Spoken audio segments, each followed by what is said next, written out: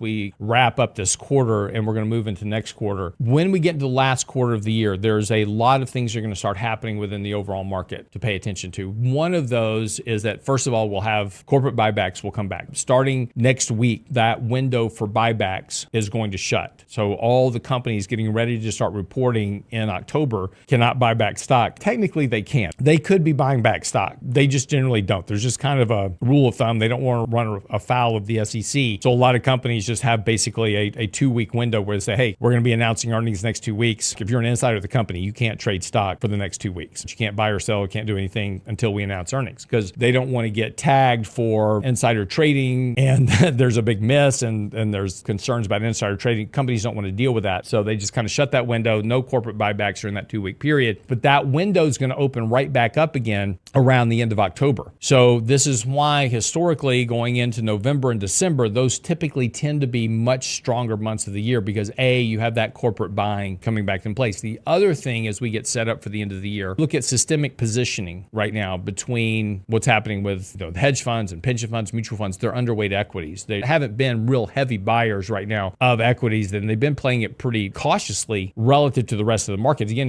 when we look at the rest of the market, retail investors are just buying every little dip that comes along. Well, a lot of the hedge funds, et cetera, have been underweight, particularly they're underweight technology stocks. So going into the end of the year, there's going to be a bit of a push to play catch up in terms of allocations. It's very likely that we're going to continue to see this kind of push. Now, what I would have loved to have seen, which would have been a lot better if we could have had a bit of a correction here in September, kind of reset the market a little bit, work off some of this deviation from longer term means. That would have been a better setup going into the year. Doesn't mean we can't have a correction in November. Typically, we have a market correction early December as we start to see mutual fund distributions. Generally, in the first 2 weeks of December, you typically get a bit of a pullback in the market. And we saw this last year, and then markets kind of rallied into January, struggled around a little bit, then took off again. So as we start getting into the end of the year, we'll see those mutual fund distributions for capital gains, interest income, dividends, those type of issues. That will give you potentially an entry opportunity. But between now and then, that risk of a correction right now, if we don't get a correction in the next couple of weeks, the risk of a correction is going to fade pretty quickly because, again, that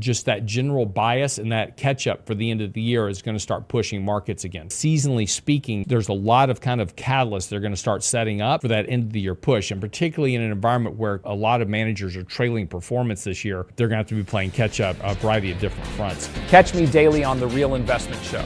The link is in the description.